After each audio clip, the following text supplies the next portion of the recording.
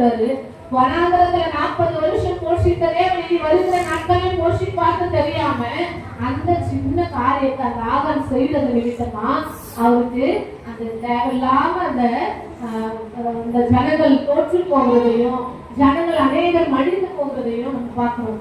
இப்போ பாவத்தை மறைச்சு நான் பாவம் செய்வேன் அப்படின்னு அறிக்கை இருந்தாரு. ஆனாலும் அவருக்கு வந்த முடிவை நம்ம பார்க்கலாம்.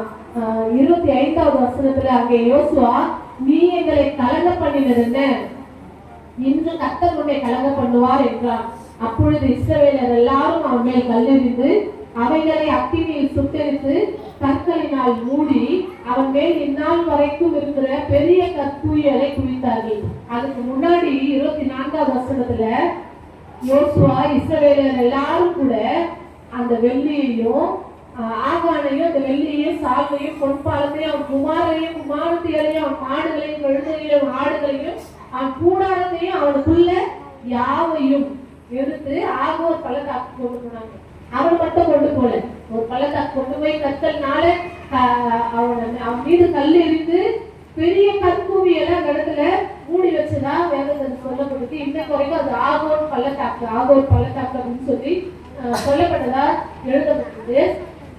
அந்த மனுஷன் தப்பு பண்ணது நிமித்தமா, சின்ன தப்பு நிச்சயத்தை எடுத்துக்கொண்டது நிமித்தமா அந்த ஆகானோடு கூட குமாரத்து அவனுடைய எல்லாமே மாடு ஆடு யாவையும் இருக்கு அவனுக்குள்ள யாவையும். அப்போ ஒரு பாவத்தை ஒரு சின்ன தப்பை நம்ம செய்யறோம், கேட்டா என்ன சொல்லுவோம் அப்படின்னா, எல்லாம் என் குடும்பத்துக்காக தான், எல்லாம் என் பிள்ளைங்களுக்காக, என் பிள்ளைங்க நல்லா இருக்கணும்னு தான் நான் இதெல்லாம் செஞ்சேன் அப்படின்னு சொன்னா நிச்சயமா வேதத்தின்படி வேதம் சொல்லுது அந்த பாவம் நம்முடைய குடும்பத்தை அழிக்குமே தவிர நம்மை அழிக்குமே தவிர நமக்கு அது வாழ்வு கொடுக்கவே கொடுக்காது.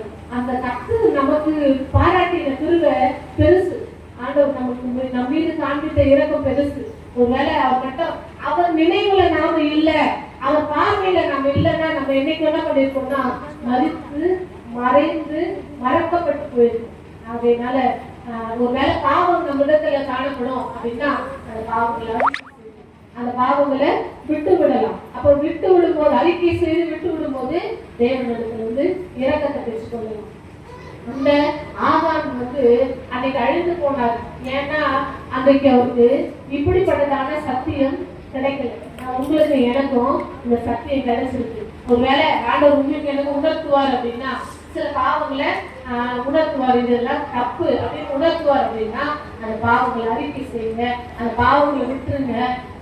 அப்போ இரக்கத்தை பெற்றுக்கொள்ளலாம், அந்த நித்திய வாழ்வை பெற்றுக்கொள்ளலாம்.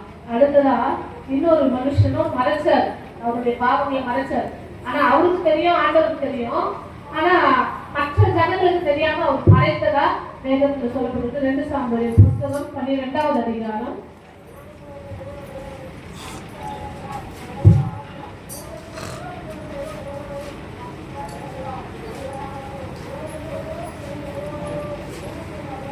12வது. நீ ஒளிப்பிடித்தல் அதை செய்தாய், நானோ இந்த காலத்தில் சேமிப்பேன் என்றார் என்று சொன்னார். அப்பொழுது தாவீது நாத்தானிடத்தில், நான் கர்த்தருக்கு பாவம் செய்தேன் என்றார். நாத்தான் தாவீதை நோக்கி, நீ சாகாதபடிக்கு கர்த்தர் பாவம் நீங்க செய்தார்.